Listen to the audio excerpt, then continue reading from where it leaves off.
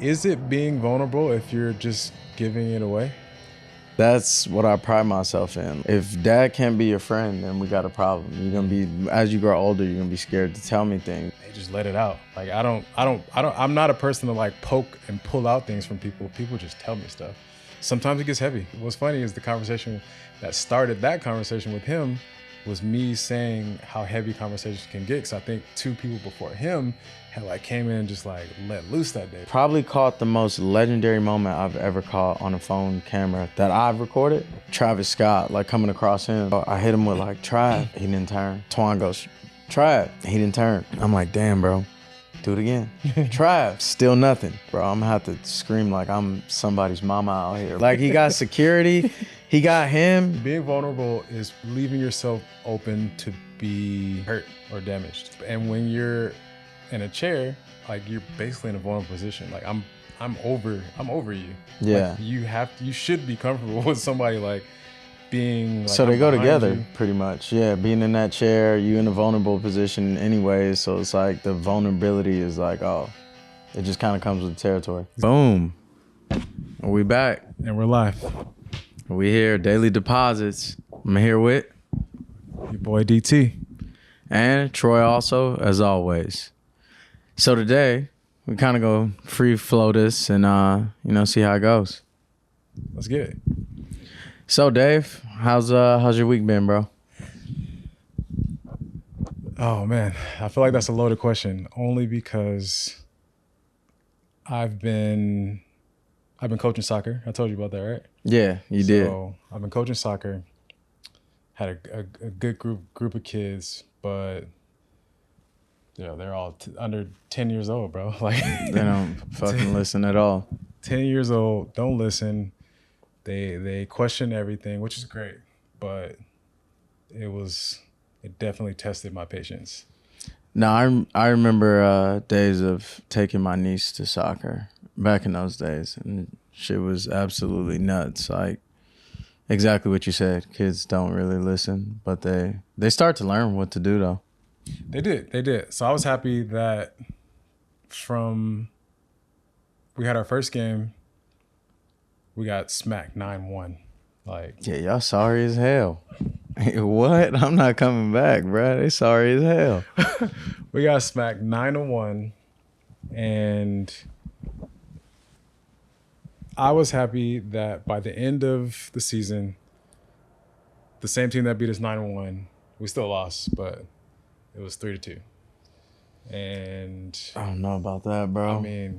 I mean, I guess you got closer. Better. Yeah, they all got better. Defense, at least in that last game. They all got better if they showed up. Some kids didn't show up, and so they still kind of stayed the exact same. But for the you mean most like part, they didn't show up to the game? They didn't show up to practice. Oh, okay. They didn't show up to practice, and then on the last, so this is what messed us up on the last game. Everybody showed up. They're like, oh, these are the last two games, so everybody showed up. That means everybody has to play, and like I said, some kids weren't coming, and you got to play them. So started off strong, but they ultimately. So the kids that haven't been there are the same kids that helped y'all lose 3-2? Y'all needed them the whole time, bro. Well, no, I had to find a place for them to play and be not too much in the way. Oh, okay, got you. Because you have to sub everybody out, so you're moving kids around. Like we started off the game 1-0, strong lineup, and then you start subbing in people. And you got the kids that are just like looking in the sky. They're like playing in the dirt, and you're like, "Come on, man! Like, bro, you're on a team. This is game time now." Like, but hey, they're 12, so I mean, there's not much I could like really expect figure that shit out, man. Out of an 11-year-old. So. But no, I mean that it just took up a lot of my time.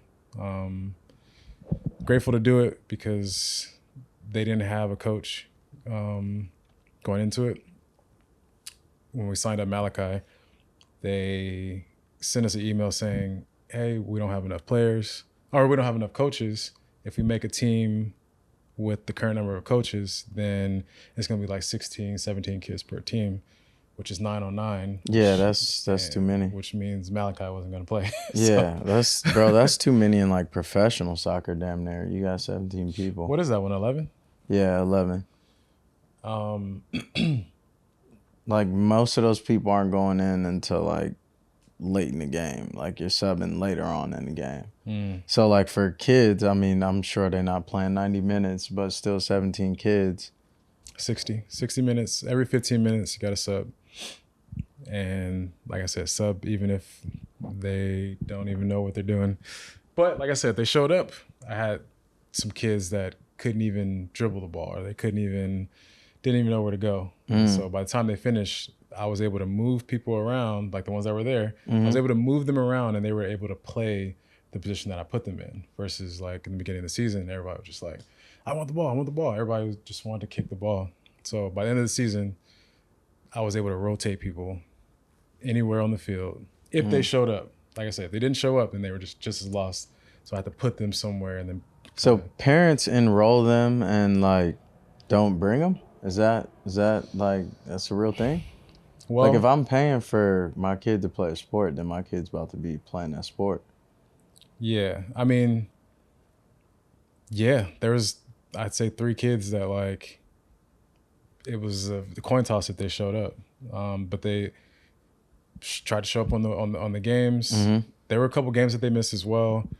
I mean, it's AYSO, right? Like it's like a, affordable. Yeah, like it's yeah. volunteer, So they're not really tripping. So it's not like super competitive. So it's not like the highest thing on a parent's list. I had a kid leave second half of the game because he was like, I gotta go to a birthday party. Like, nigga, what? What? We need you right now. Yeah. So I subbed him out, and he was like, "Yo," mom came up to me and was like, "Hey, he's got another thing." So it's a volunteer league. So yeah, it comes with it, but it ain't like they playing club soccer. So it's not club. It's okay. not club. Okay. Yeah. See, that's one-time payment. Okay. Get the whole season, and like I said, the season was all over the place.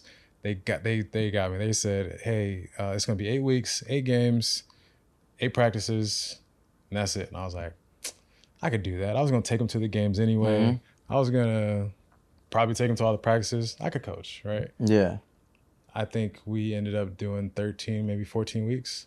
We got rained out 2 weeks because of the rain, and the season just went on longer. And then it was 3 extra games on top of the season, so it was 9 games total, plus 3 playoff games, plus 2 weeks of the rain, and communicating with parents, and yeah. Well, bro, that's still a good problem to have. Yeah, I'd say. Yeah. I mean, like I said, it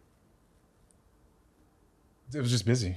Yeah. So, but that's over now. Huh? Nothing good or bad about it. It was just it just took up time, and I'm happy to be able to say that I have the flexibility to even say like, oh, I'm going to coach my kids' team, or I'm going to maneuver my Saturday, because the games are on Saturdays. I'm a barber. I work Saturdays. Yeah, you're right. To be able to schedule people around. I'm glad I even have the clients. If you're watching this, clients, I appreciate all of you guys. I'm glad to even be in a position that I can like, hey, can you come a little bit earlier? Because I got, this game. Can you come a little later? The game's different times, right? The game's changed every weekend. So this 9 could be a 9:45. It could be 11. Most of my clients like coming in the morning because, Saturday, get it done, get out, right? So I appreciate all my clients being able to be flexible, and like I'm happy to be in a position to be able to do that. But like I said, it was starting to get to me, and I'm happy that it's over. And on to baseball now. Malachi wants to do baseball. What'd you learn from the managing parents, kids, just I guess even fucking soccer formations? Like, what'd you learn from all that? Ooh, well, I mean, soccer formations. I knew nothing. I didn't know a player's position, right? I knew nothing about soccer. I knew nothing Should've about. Called me, bro. I did. Oh yeah, you're right. You did. My fault. My fault. You're right. 100%. You did call me. That is not a lie. You definitely did. I did. But I learned. I mean, basically everything that all the rules. I learned. Do they have offsides for like the 10-year-olds? I feel like they would run offsides and That was the outside. one rule that it took me 10 weeks to understand the whole offside thing. So Yeah, I'm like, no, I can't be behind that last defender, bro. but I'm like, that's like we got saved a couple times because our kids were just like lost, and the other team just walks right past them and they ball ends up going. I'm like, it's like in basketball or something, you lose your man, like that's your fault, right? Yeah, so yeah. I kept comparing it to basketball. There are some similarities that you are able to kind of bring in with at least passing, at least, but it just the offside thing just kind of went over my head. Yeah, offsides is, I mean, that's what costs people goals in like real soccer. It's like, all right, you might just be a step past that last defender, might kick it in, feel great, and then still it don't count. Damn. Yeah, so I was wondering about that. Yeah, man, that's a good experience, bro. I want to at some point get to that experience, be able to coach my own kids' team, let alone any team. You know what I mean? I feel like kids remember coaches. That's the thing that I remember. Like on every team that I've been on, whether they were good or bad. You know what I mean? You're the expert at the end of the day. They don't know if you know what the hell you're talking about or not. So it's like, in that case, you're the person they look to, and they'll remember Coach Dave. Yeah. Damn, now that you mentioned that, I do remember all my coaches. Yeah, for sure, bro. Like, you remember all your coaches. All the Little League coaches. Yeah. Dang. I had coaches that made me cry, bro. I for sure remember their ass, bro. I for sure remember that 100%. Oh, man. You always going to remember a coach, bro. Like I said, whether your team does good, whether your team does bad, it's somebody you're stuck with at practice, and as a kid, bro, once a week feels like a lot more than once a week. Having that once a week practice for 8 weeks, 13 weeks, what it end up being for y'all. Having that all the time, it almost makes you feel like you really know that person. It's like, damn, only 13 weeks. Yeah. Yeah, I mean, I know all these kids' names. I don't know any of the parents' names, but all the kids' names, Yeah, learn the parents' names, bro. Hey. You only got so many. I only got so many names that I can remember. But I got all the kids' names down. I don't think I know any of the parents' names. That's all right. They wasn't showing up any goddamn way, so you good. It don't really matter, bro. Yeah, but yeah, man, it was cool. I enjoyed it. I've coached before. I've coached basketball before. Coached football before. Soccer was cool. Definitely a cool experience that I want to keep doing. I want to eventually get into coaching, jiu-jitsu, coaching. Man, I want to give back to the kids. I want to. Yeah, I think cool. I want to do something in that format, but I think for me, I have to really reevaluate. You know what I mean? Like not my life, not nothing like that, not nothing that deep. But I'd have to really look at like what age group I could make the most impact on. Because I feel like 10 might be too old for me because I would get frustrated. Like, come on, bro, you 10 years old, get it right. But I feel like if I work with like smaller kids, almost like they'll look up to me. Not like physically, but yeah, they will. Well, that'd probably be the 10-year-olds would be the same height as me. But like smaller kids, I feel like they listen better and they understand like authority. You know what I mean? Like, oh, this is an adult. I feel like 10 years old might be like, yo, I already figured this shit out. Like, you got to have one good kid that's like, yo, I was like that, bro. Where it was like at hoop practice, it was like, nah, I got this shit, bro. I watched Iverson. I got the braids. I got the headband. At 10? Yeah, for sure. You can tell me shit. I've had success at 10. It was this 11, 12-year-old range. Malachi was 10, but the rest of the kids were 11. Oh, so he was 12. playing up. Okay. 10 years old, I think you'd be good at 10. I think you'd be good at 10. I don't know, bro. I'm pretty good with kids, but it's I don't know. It's from a space of like honesty. I think they like kind of feel energy, almost like dogs. Not to compare kids to dogs, but it's like a certain energy that they understand and they kind of let their guard down. Yeah. Well, yeah, I've seen you firsthand with Zen, and the level of presence that you give her is not found from adult to kid. And Yeah, I because think that's my awesome. homie, bro. That's my homie first. Like that's what I pride myself in. Like if dad can't be your friend, then we got a problem. You're gonna be, as you grow older, you're gonna be scared to tell me things. You're gonna be scared to, even bring simple life confrontations and daily, shit that goes on to me. Yeah. So my thing for her is like, she's my baby girl, but you gotta treat her like an adult, bro. Like, you can hang out with the adults. Come over here, come kick it, come talk, come understand. Now, when the conversations get adult, you gotta go. But like, you can chill and just absorb adult energy, and I think that's why she's so like comfortable around adults. Like, she prefers to be with the adults and play with the kids. But I will say, I know she wants to play like sports and things like that. And we'll get to that road at some point, and I would love to coach her, like having that experience that you had. But I think she's gonna be an uncoachable kid, bro. I think she just does everything her way. She's gonna be just like that's how I was. It was like I'd figure something out, similar to life now. I'll figure something out, like we'll use guitar, bro. I'll figure it out, and then I don't want no one to teach me nothing. You know what I mean? I got it, bro. I know the strings. I know where to go on this. Like, you have your style, I have mine. She'll probably be that same type of kid. I can see it already. She don't, even riding a bike, bro. Like, she got it with the training wheels. She's like, take this one off. Like, no, bro, we've been working at this for 2 days. We're not taking the training wheels off yet. Wait, she said take the training wheels bro, off? Bro, she's ready to take the training wheels off. I'm like, nah, you got to understand. Like, there's consequences to this. Like, you just learned how to hit the brakes going downhill. Yeah. Which is just like, the little bikes, they don't have handbrakes. They got the backwards joints. And it's like, bro, but she likes to just go for things. So I think, that would be a kid that would be tough, but I think she would excel because she would put her mind to it. Now, anything else out the week? Barbering. I'm sure you get a lot of conversations. I know I throw you a lot of weird fucking conversations when you cut my hair.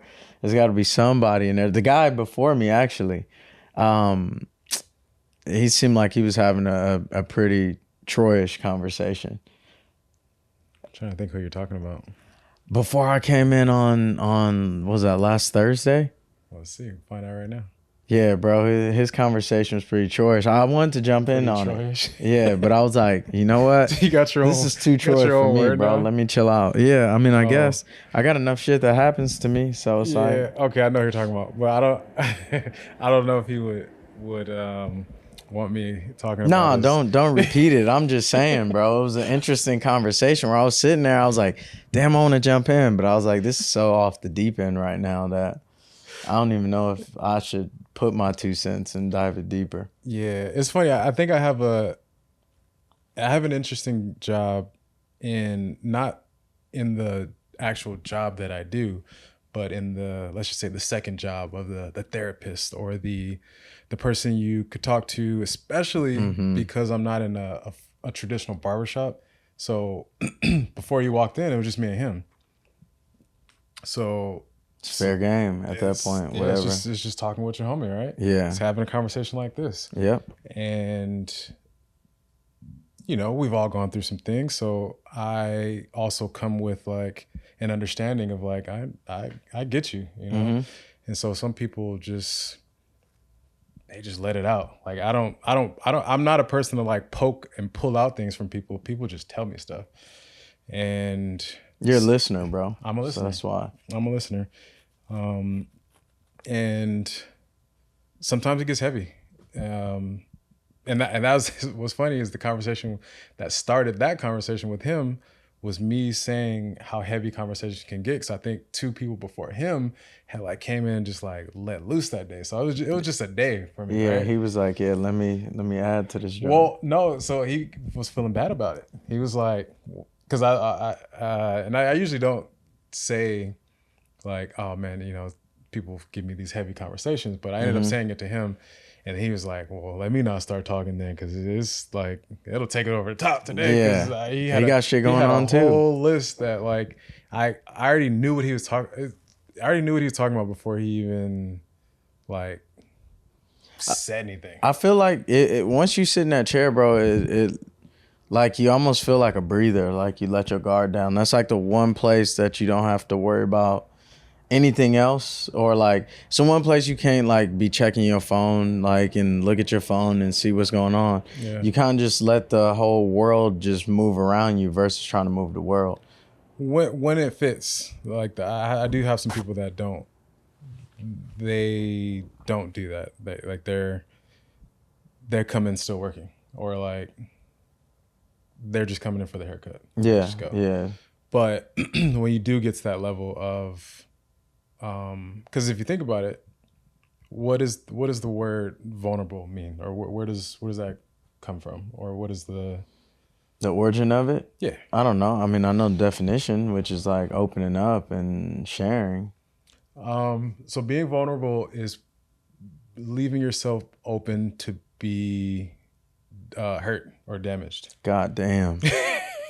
Whew, boy, I do that a lot. Yeah, and when you're in a chair, like you're basically in a vulnerable position. Like I'm over you. Yeah. Like you should be comfortable with somebody like being like, so they go together you. Pretty much. Yeah, being in that chair, you in a vulnerable position anyway, so it's like the vulnerability is like, oh, it just kind of comes with the territory. Exactly. So some people get that feeling and they're like, oh, my guard's already down. I'm in this chair. I'm already like in a vulnerable position. Not that people think of this, but I think, like you said, it just goes hand in hand. And then people just like open up. And like, I'm not I mean, it's funny, people might start second guessing now that I have a podcast, but like people feel like they can trust me with their information, which, they can. I'm not going to go talk to anybody. I maybe talk to That sounded very untrustworthy just now. What? Huh? What? People think they can trust me with their information. Well, Which I mean, they can. That's what they think, right? Yeah, you're right. You're not lying. It's like I said, we talked about this earlier. You can't control what people think or say or do, but I'm just guessing that they think that they can trust me, which, yeah. Well, I mean, you cutting their hair, you know what I mean? Like, they have to trust you. You don't go to the new guy for a reason, you know what I mean? Like when old school days, when you walk in a barbershop and you see that dude that's like new, he ain't got nobody in his chair, it's because they don't trust him yet. Yeah. You know what I mean? You got to get some cuts in, bro, before we actually, build that level of trust. That's crazy. I just learned something just now by saying that. That's wild. But yeah, trust. Yeah, that thing. God Good damn. old trust, I just taught myself something. I was just thinking while I was saying it, but that's crazy. But yeah, man. I mean, my week has been eventful, bro. It was an amazing week. It was an amazing week. I went to Miami. I was sick actually from work. I was sick first. I was sick. Okay. So I was sick and I accidentally found a plane that took me to Miami. I met up with Antoine out there. Bro, when we was out there, he got so much love, dog. It was like everything that he deserves. Obviously, you known him for a long time. And like, I went out there kind of thinking it was, I just wanted him to escape. Bro. But I knew that, last time I felt kind of bad when he did the SLS contest, because I wanted to be there, but I was watching it from a screen and I kind of see a little bit of nervousness. Not that like he's a nervous person, but it's just some shit you haven't done in a while. So I could tell. So I kind of was in a space where I was like, damn, I don't want him to feel like that again. And I was like, I just want him to worry about skateboarding. So I was like, okay, cool. I'm gonna go with you, bro. He's like, what the fuck? Look, what you mean? Like, I'm gonna go with you, dog. Like, I'm gonna meet you there, and we just worry about skateboarding. So that's what he did, bro. I mean, he did exceptionally well. The people that were out there was just, like you had kids walking up to him where it's like, yo, how are you even of age to know what Baker 3 is? Like, how do you know how he's famous? But It was just amazing, bro. It was amazing. Particularly one thing that stood out for me was, Travis Scott, like coming across him, because that was something we were supposed to do a long time ago. And kind of actually, before I fast forward into that, I want to go back to why I was scared too. Remember Why that? you were scared of what? Well, why I was scared of like just letting him go. I don't want to say scared of letting him go on his own, but why I wanted to help. Okay. Why I wanted to help.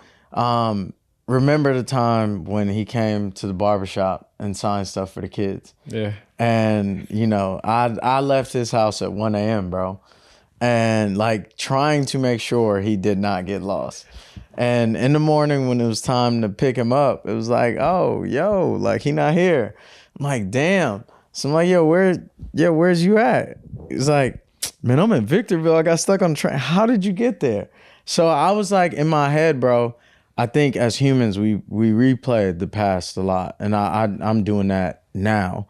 And like these recurring things happen where you just immediately panic mode, right? So I was like in my head, like, yo, I don't want that to happen to him. He's not even in that space no more, but I'm just like, I want him to just be comfortable and skate. So we did that.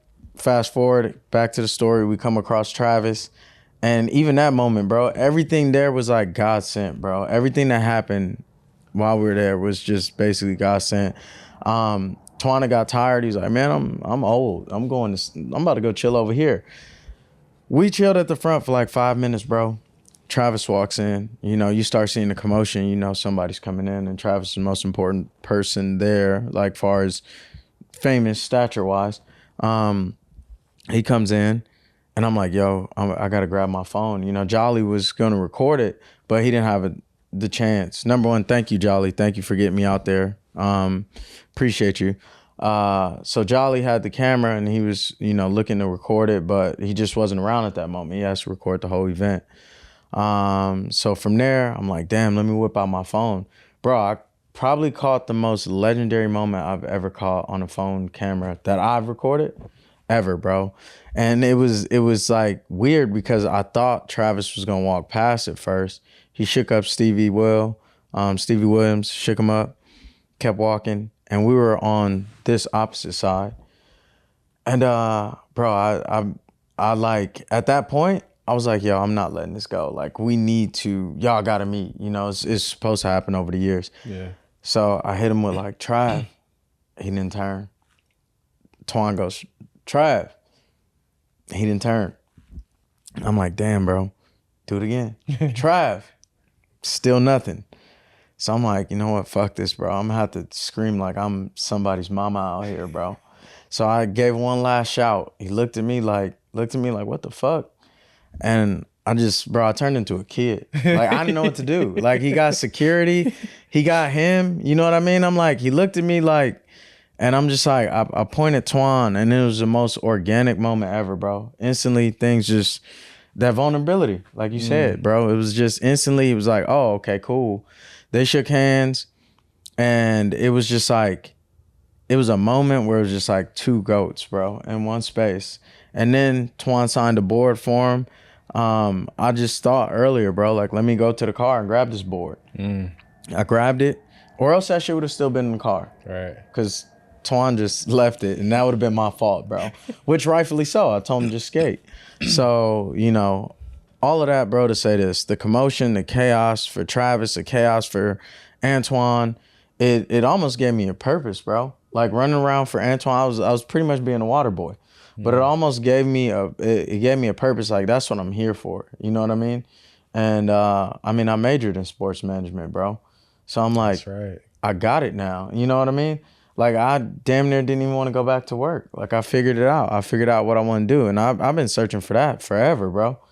So to be at that space, I know that shit was ultra long-winded, but to be at that space where it's like, damn, like, I'm trying to help him, but I just figured out what I actually want to do. Was like the best possible thing I could experience out of the weekend. Like, yeah, you had skaters that I reconnected with that I saw on Fairfax, like Nakel, Kevin, they're younger. Those was young dudes back then, and it was great to see them like grow and people tripping off of them. So That was my week, bro. The best highlight of my week. The worst highlight was going back to work. A normal fucking human being after all of that. How's your cold? Huh? How's your cold? Or Oh, bro, I got over that shit as soon as I got on the plane. There must have been something in the AC. So, if anybody I work with sees this, get on the airplane. That's going to cure you real quick. Oh, man. Hey, so you mentioned something about Trav. Something you guys were supposed to meet before with Travis? Yeah, so 2014, and that also goes into why I needed to get out there and make sure this happened. And I think it was 2014, maybe 2013, something around there. I don't remember the exact dates, but it was somewhere in there. Whenever Travis' first SB dropped, maybe even 2015, 2016, but whatever it was like, him and Antoine was keeping in contact through DMs. Nothing crazy, just kind of like, just giving each other, their props. Mm-hmm. So, I don't know the specifics of what was supposed to work out with that, but I feel like, trying to remember back then, I feel like he wanted Twan to be a part of that SB before it came out. Like he wanted him for like the campaign. And I remember him posting like one time Twan got out of jail, was like posting the Thrasher cover, like, like Twan free, like boom. And so I think that's how it started. But to move on with the story, that was supposed to happen. Now, I think after that, if my memory serves me correctly, Twan was with me one night, and it was just like some bullshit, bro. Like every time I have a car, the tent's getting dark, as dark as it can get. So it was like the LAPD pulled us over. I already knew he had a warrant at that time, and they pulled us over, and they were like, yo, we couldn't see who was in the back. Twan was in the back. We had one of his other homies. Rest in peace, Jay. He actually just passed, so R.I.P. Jay. And prayers out to his family. But he was in the front seat. He was a bigger dude. He was in the front seat. Twan was in the back. Pull us over, and they take Twan. So I felt ultimately guilty because he didn't get that experience with Trav like it was supposed to happen that first time because he went to jail. And that was from, me with Tent. So I'm like, yo, we got to make this shit happen this time. Even though it's 12, 11 years, whatever it might have been, 10 years, it was like, I got to make sure this shit, these stars align this time. Dope. God damn, I talked too much, bro. That was long. But I got it out. I got my point out. Bro, why do you say that? You've said a few things about talking too much. You say, I talk too much, and then you give people the, hey, if I ever talk too much, just shut me up. Like, no. Because I know, bro. I know I can yap, dog. Like, I know I can go. Like, this is a podcast, bro. This is where we yap. Yeah, you're right. You should never be sorry for saying whatever you're right. Can we vape on here too? Yes, bro. Oh shit. Let's go. Yeah, Let's go. I don't vape, but no, you don't vape. I'm not gonna blow it in your face, bro. But I hate having it down there. Bro. It's a awareness thing, bro. Like when we have these moments, it's not just for like people to see, right? It's more of me being more aware of who I am and coming into who I am, like especially being 36, bro. Like I sit down with myself a lot and I feel like I lost so much time in my 20s or whatever just doing wild shit, right? Mm-hmm. So like a lot of it is overcorrection. A lot of it is like, okay, like I'm a talkative person, but how do I talk with intent, right? And then it becomes like, yo, just tell me shut up. Like, just tell me shut the fuck up. I don't mind it. I know, bro. I know I can go. So I don't mind. Like, yo, bring it back. Stop. But I guess for other people, maybe that's different. Yeah, I don't know. You don't talk, so you don't know how it feels. No, I don't. But I have, well, I guess in my drunken moments of, damn, shouldn't have said that. That's usually why I don't talk, is because I get scared to say, I don't know, I get scared to say the wrong things. I get scared to maybe hurt somebody's feelings, or it might come out the wrong way that I didn't intend to, and then I got to over-explain it like how you were just saying it. So I just choose to be quiet, because to be honest, the reason why I even want to do this podcast is to be able to express myself better, to be able to not be afraid to say what I want to say, and being okay with what comes out. And then if it's wrong, then correct it after. But yeah, but that's a double-edged sword though. Because that's we're on polar opposite sides. Because for me, it's like, I don't know what's wrong until after I said it. And then that's when it's like, yo, like, you probably shouldn't have said that. And it's like, damn, you know what? I reflect later, like, maybe you're right. Like, maybe I was just talking too much. Yeah, well, this is the cool part about recording this. Mm-hmm. We have, when I edit this, I'm looking at myself like, dang, okay, I can speak a little faster. Oh, dang, I'm saying a lot. Oh, like I'm evaluating from a different lens, not evaluating from like in my head versus like, oh, what did I say last time? That's a bar. Being able to view ourselves on this I've learned a lot already with the 8 episodes that we have already. This will be, I think when this comes out, this will be 10. So out of 10 episodes, I've already learned a lot about myself and my tendencies and how I speak. And it's getting a little bit better when you talk about awareness. That's the first step, is being aware of it. And what am I choosing to do after that? Am I going to continue to keep being that quiet kid that doesn't say nothing in the room, that talks like this? Or am I going to speak up and actually go for what I want in life? And this is what I want. I want to be able to show my kids that they can speak up for what they want. I want to, there's so many things that I've passed up on in life just because I was just like that kid that didn't want to say something, or I didn't want to hurt somebody's feelings, or I'm thinking about them, or whatever the case is. Instead of just being the best version of myself and doing what's the best way to say? Doing things with good intentions, and because if you do that, it's like how yes, you might end up hurting somebody's feelings, but if you're doing it with like, I say the best intentions, but you know, some people's intentions are not always the best. But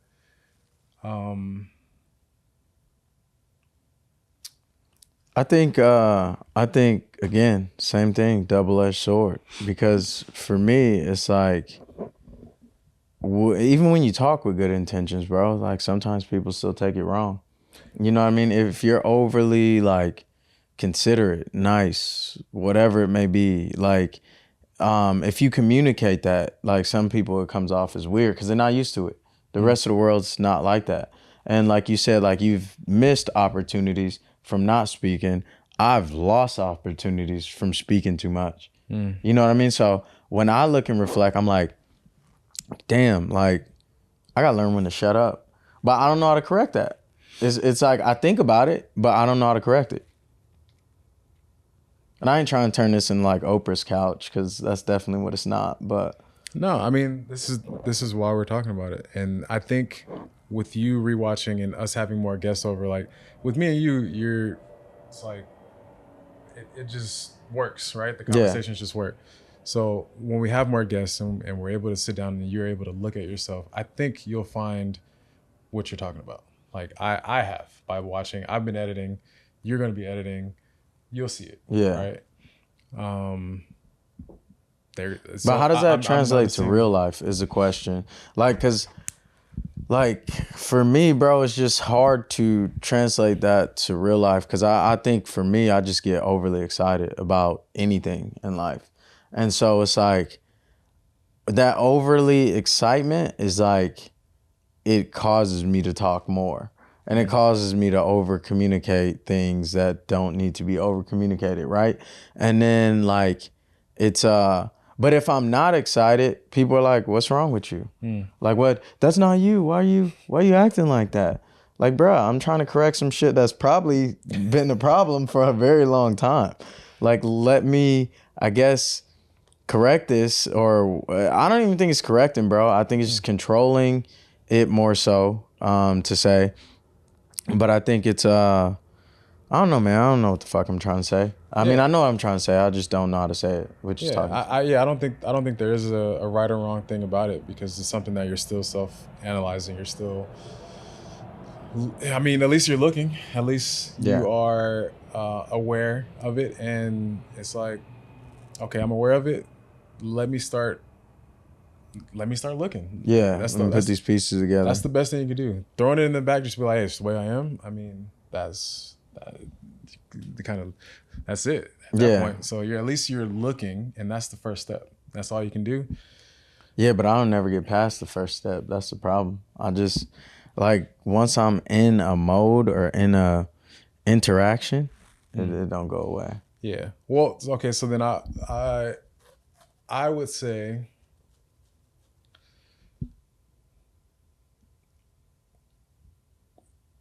because since we have opposite issues or opposite things, I get in my head too much before I even say anything, and you just blurt it out. That shit is just coming out, bro. Yeah. So And let me give you a little bit of my problem. It's like, all right, well, before you say something, let me just like ponder on this for like maybe 10 seconds before I say it. Right? The way I think about things, sometimes I end up thinking about it 5, 10, 20 minutes. And that's why I stay quiet, because I'm sitting there thinking about it. So I'm not just the quiet guy. Like, I am the quiet guy, but like, I'm usually in my own head, right? Or I'm usually... You like see it before it happens, like you seeing the outcome of the conversation first. Which is a double-edged sword too, though, because then I'm sitting here thinking of situations that haven't even happened. See, bro, oh my gosh. So that's what happens to me once I like overshare or become vulnerable. Then I'm like, damn, I just gave them all of this information. I just dropped everything on this hard drive, and now they can mob away. I don't know shit about them. You know what I mean? Like I don't know nothing about them, and I just completely unraveled. So I'm starting to piece something together here. Is it being vulnerable if you're just giving it away?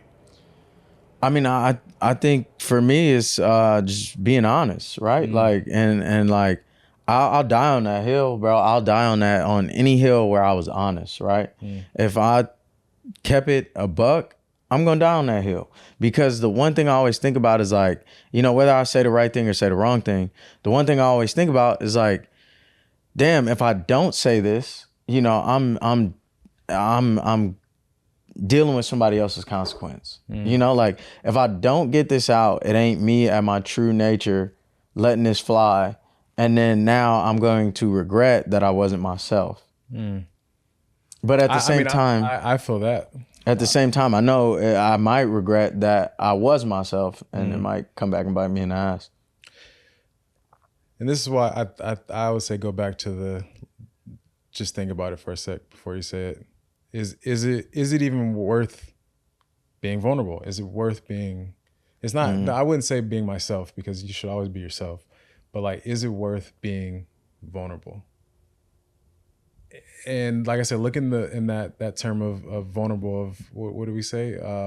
Just putting yourself in a position to be hurt. If you willingly give something away, then you should be okay with that. Not thinking about, well, what if they just like not like you should. Yeah, I handed it to you. Yeah, it's a handoff. If you take it to the house or something. I don't know if it's considered vulnerable if you're just like, well, here you go, hurt me, here you go. I think, bro, I mean, I don't know if that, I mean, that's exactly what it either becomes or what it is.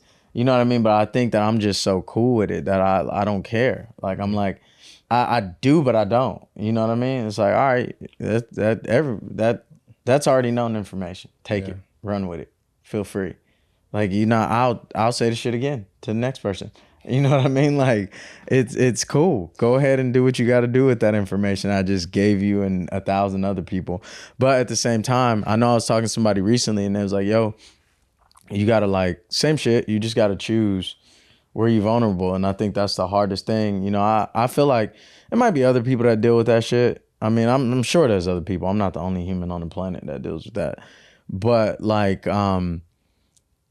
for people like me, it's I would say it's kind of hard to scale that shit back, or kind of hard to dial it back, because it's just, I don't know, it's embedded in you, bro. It's almost like, but you just feel like when you cross the right people, like it'll intersect. 100%. And I think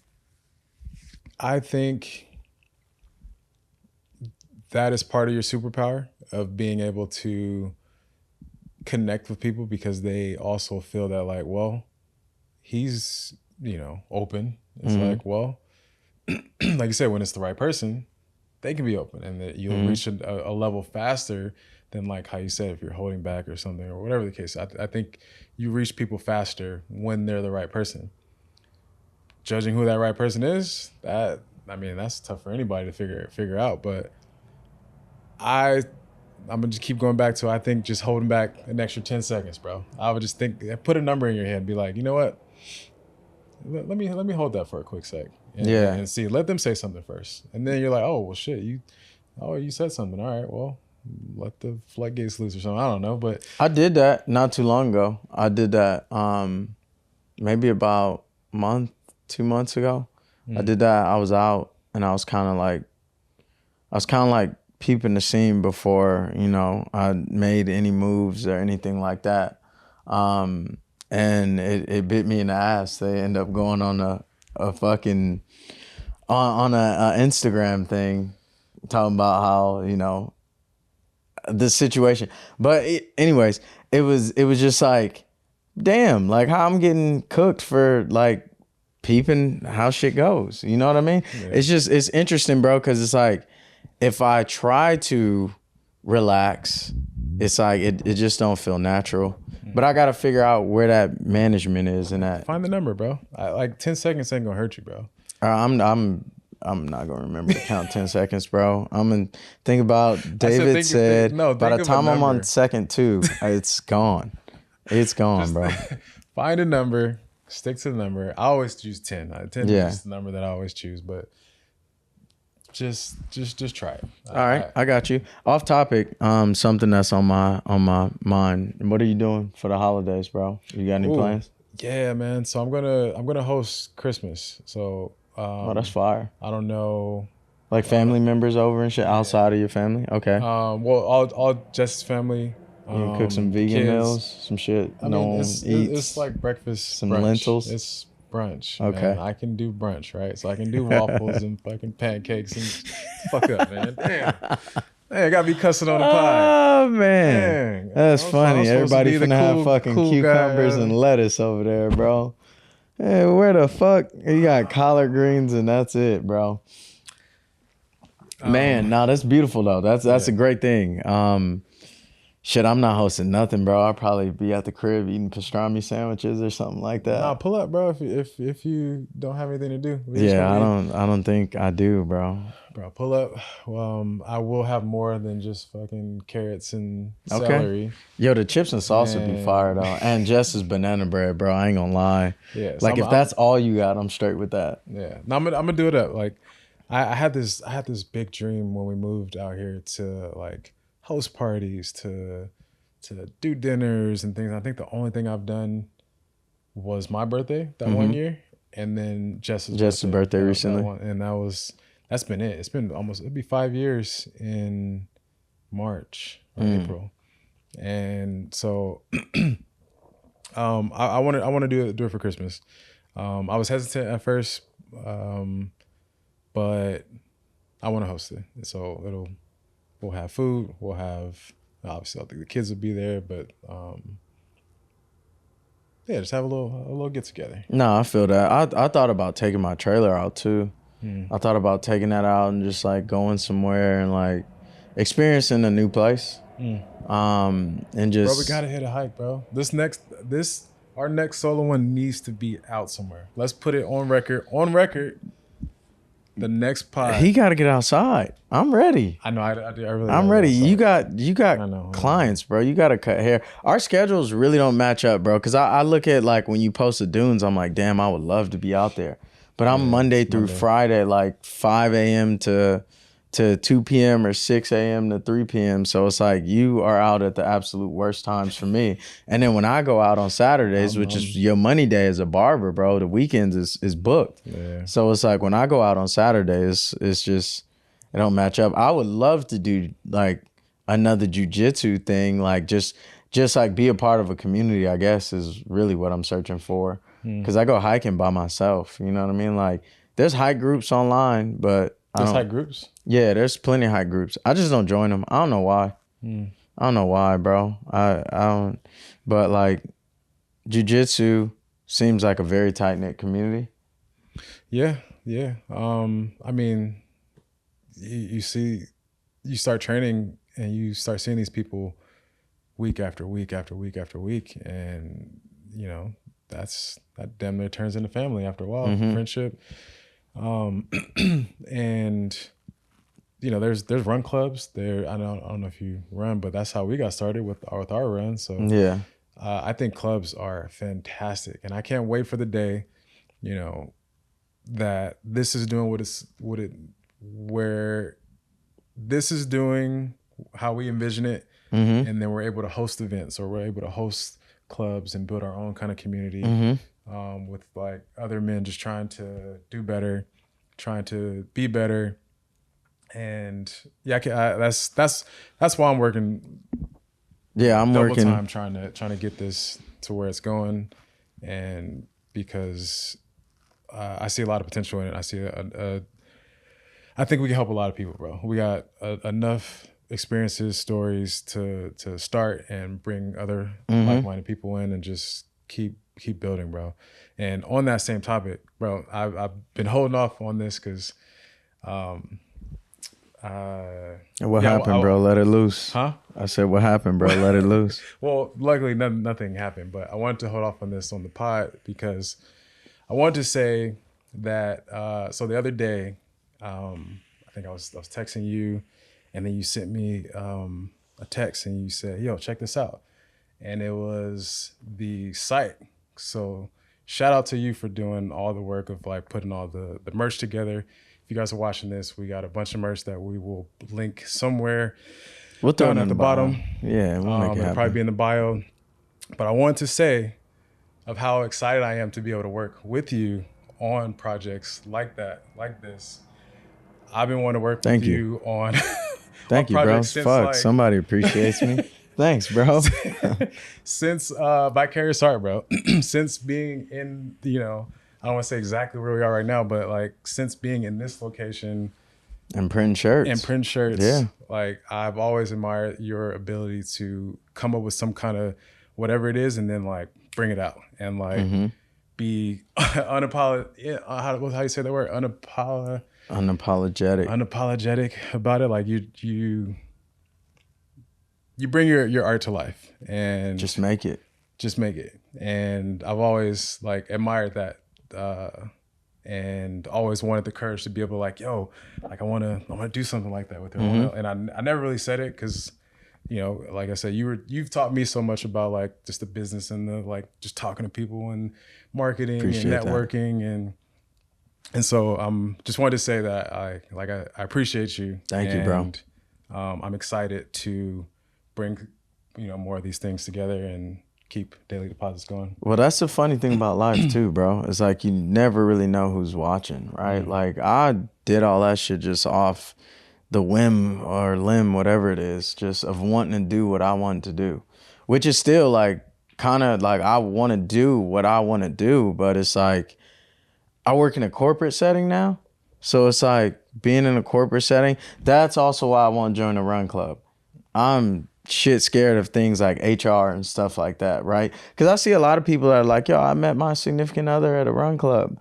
And I'm like, yo, that's one place I wouldn't even talk to a girl. Like the gym, run club, hiking club, like, no? Hell nah. Because I'm so scared of HR. Wait, well, okay. I'm not understanding. There's no HR on that. Human resources, bro, has like beaten into my brain. Like if it's some type of professional setting, like you can't talk to anyone. But then you hear about people like, well, I met my husband at work. And it's like, oh, that's fire. But I won't make that step because I'm too scared. And that's why like maybe that's why I meet people at bars and stuff like that. Because I know a bar is like a free for all. You know what I mean? Like a bar is not organized. It's not I mean, it is a professional setting for like the bartenders and the people that work there. But for the most attendees, it's just a night out where you're looking to relax and talk to people and get to know people. I feel like in these run clubs and stuff like that, like even in the jujitsu gym, like bro, I probably wouldn't even look at nobody. Like at a girl, like no. She can never say like I didn't look at you weird, I didn't offend you weird. Like, and I think that that HR complex kind of hits me in other places of life. Cause in real life, bro, I want to do what the fuck I want to do. And I kind of approach work like that too. Like when I'm at work, I have a different work style than everyone else because I don't want to be a robot, right? Like, but I still have to stay in these confines. And so like, for me, it's just fuck. I lost my train of thought, but it's yeah, bro. That's the mentality. I'm still trying to understand the HR thing. I get it at work, but the run club. Yeah, cause I just never know, bro. Like now, it's like I feel like at my age, You never know what though. What are you saying? like who's with who? You know what I mean? Like who's just being friendly? Who's that might be her boyfriend. I don't want to go talk to her, and now everyone's offended, and I can't come back to the run club. I'm that person that shit like that happens to. I've done that, bro. We've been out in the younger days where I was like, yo, I'm gonna go talk to that girl, and it turns out to be somebody's cousin. You know what I mean? Like, bro, like. Well, isn't that how you find out who they are? You just That's not the way I want to find out. Like, bro, I don't want to find out that's my girlfriend's cousin. Like, that way, you know what I mean? Like, bro, no. That's So before we wrap, you got anything besides what we just said that you're working on as far as like daily deposits? We got to keep the theme going of like depositing into things that we want to get better at and things that we want to ultimately. bro. I'm gonna get this tattoo that says pace. Um, it has this acronym, but I need to learn in life to pace myself on every level. I gotta pace myself. I've always been 100 miles per hour. Sometimes I gotta learn to go 50. Sometimes I gotta learn to go 20, whatever the speed limit is. You know what I mean? So I'm adjusting to that. Yes, I feel like I'm late to the party at 36, kind of figuring that shit out. But Late to the party. I mean, yeah, because I feel like it could just be an outside or inside looking out thing, like you said earlier, thinking too much. Where I just feel like, damn, like other people just seem so composed, right? And like sometimes I feel like not unraveled, but just not as composed as other people. And it's like an internal thing, I guess. And so yeah, that would be my thing that I would I'll be focusing on, being aware, being present. A lot of times I get in my head about the past, future, whatever. Even with our website shit, I was like, man, does this look good? Am I, like I've done this before. Is this better than the last? Is this, how's this gonna look in the future? Will people like this shit? Like I get caught in a lot of that, and I gotta drop that. Like I've learned to drop ego. That's definitely something I've dropped. I don't like ego is gone, but I need to learn to one pace myself, two um, learn to just be present, bro. Whatever I make is what I make right now, and that is what it is, and that's with every aspect of life. Yeah. I always ask myself the question of like, is this the best that I can do with what I have right now? Mm. And if the answer is yes, everything else that we can think about, I mean, it doesn't really matter. You already answered the question. Like, this is the best I can do right now. Yeah. Be okay with that. Move on, and then if it changes tomorrow, well then fix that shit tomorrow. Yeah. But like thinking about how you're gonna feel about it tomorrow, like Yeah. that's gonna be tough, bro. Very true. That's tough. Very true. That's tough. I guess the last thing I want to talk about, and it kind of goes with the daily deposits and just pretty much we were talking earlier about professions. I don't know if you've seen, but your girl had like a what do you call that shit that they do? Like an interview. I can't think of the other word. He had an interview, and he was saying, or a press conference, that's what it is. So he had a press conference, and he was saying just like it's not fun no more. Like football is not fun no more. And I'm looking at this like, damn, this dude has one of the best jobs on the planet. You know what I mean? That 1% of the 1% of the 1% actually go to the next level, to that top tier level. And he's a top performer. Maybe not this year, but like I would like to say he's a damn good quarterback. Um, but I looked at that and I was like, damn, the grass always seems greener on the other side. You know, everybody looks at that and it's like, bro, what are you complaining about? Like you're a quarterback. You're getting paid millions of dollars. But on the flip side, it's like this guy's got personal shit going on that we don't know about.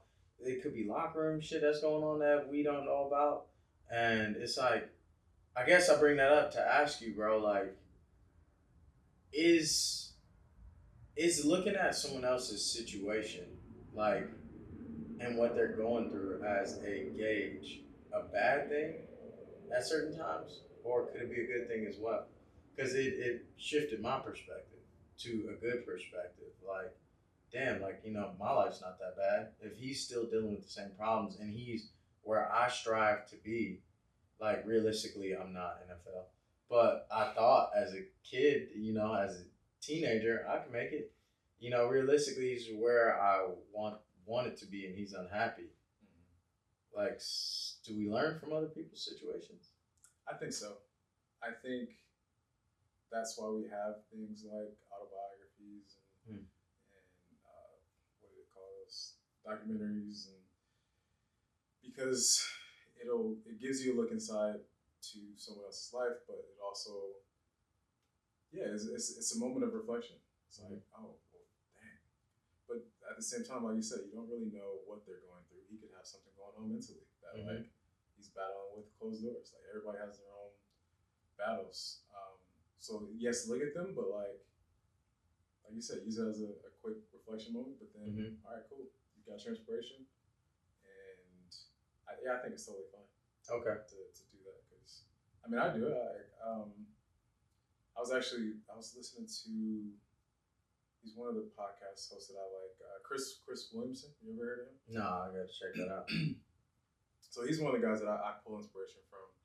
And I was noticing on some of his podcasts that he was like, I guess he was doing fine on the podcast, but then I think he put out a vlog or something where he was just like not sleeping, overworking himself, doing 3 podcasts in a day, just like yes, he had his dream of his podcast becoming this thing, but like it looked like his like mental was just falling apart, and I'm like, and I've seen that multiple times with people getting what they want, and then they're either not ready for it, or it's too much, or they're just as broken.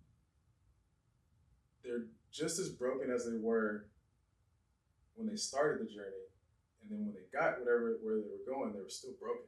You know, that's my number one fear. You know, that is my number one fear, bro. No bullshit. Like I think about that a lot. Like, if I got what I'm actually asking for, like, how would I treat this? Would I appreciate this, or would I get used to it and, you know, just be like, now what? You know what I mean? It's I don't know. It's interesting. It happens, and that's what I fear about, like, doing social media and even like getting too numb to the fact of like celebrating, like Instagram or just social media in general has kind of changed in a way of like, we used to celebrate people, now it's like people trying to pull attention, and like it's just trying to turn to something else. And so the content that I try to produce and that I put out, I want it to mean something to myself, but also to maybe even inspire or inspire the next person. But I want to feel good about whatever it is that I'm doing. I have to, because I'll overthink on it, and I'll just get locked in on like I need to feel good about it, because I've seen too many examples of people like I just said, people getting what they want and like not being happy. And so I will honestly say that no, I don't have everything I want, but I've been learning to enjoy where I'm at and take life as it comes, and always celebrating the little things, and like trying to let people know about I mentioned like the clothing thing, like just being I don't even know the word, but you touched on it earlier about being present. And being present, you are not super focused on the thing that you're chasing. It's like, yes, it's there. Yes, it's like a North Star, but I'm still staying present enough to appreciate like what I have now, appreciate the family I have now. And the other stuff is great. It'll come if it comes. If it doesn't, I'm still happy. I'm still present enough to enjoy. Like I was thinking about the other day, water, bro. Just water, running water. Because I made some ginger shots, I made some coffee, I made all these things that I made for my week, for prepping for the week. I fucking use water, and I'm like, there's places you obviously don't get clean running water, right? Yeah. And I'm just like using water for all this. I'm cleaning my dishes, like I don't even know where that water goes after it goes in the sink, and I don't even know where that stuff goes, right? True. But like water is such a valuable thing, and I'm like, why would I ever want to like just be like, well, this water is supposed to be here. It's like, what? Like, nah. You know what I mean? Like, I never want to get to that point of like not being grateful for something as little as water, bro. Yeah. So like, I'm grateful for what we have right now, and I think I've practiced this a lot, bro. Of just not just I practice gratitude, right? I practice gratitude daily. The small things, the big things, whatever, just being grateful. But being grateful is also, like I said, just being present, because you'll look around and be like, dang, like, you built this. Or you like, you know what I mean? Yeah. Like, but if you're somewhere else, you just on the couch think you lost somewhere else, right? Yeah. So, I don't even know where I was going with that, but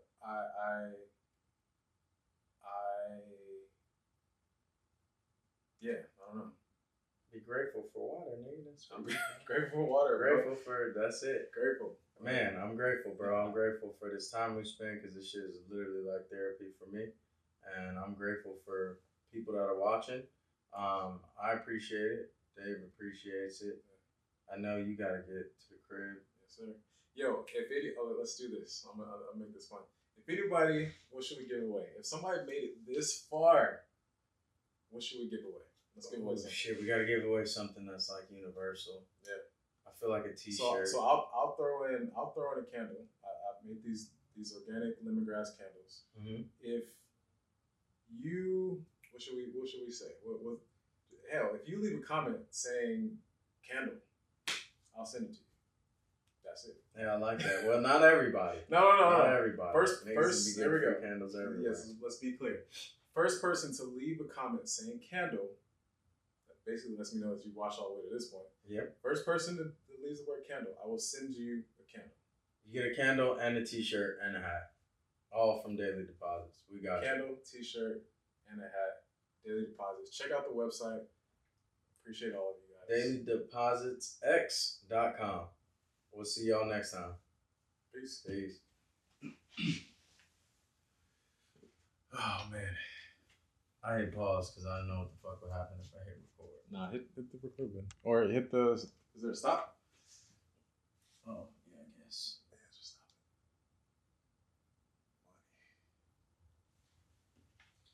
it. Oh, shit, man. That was fun.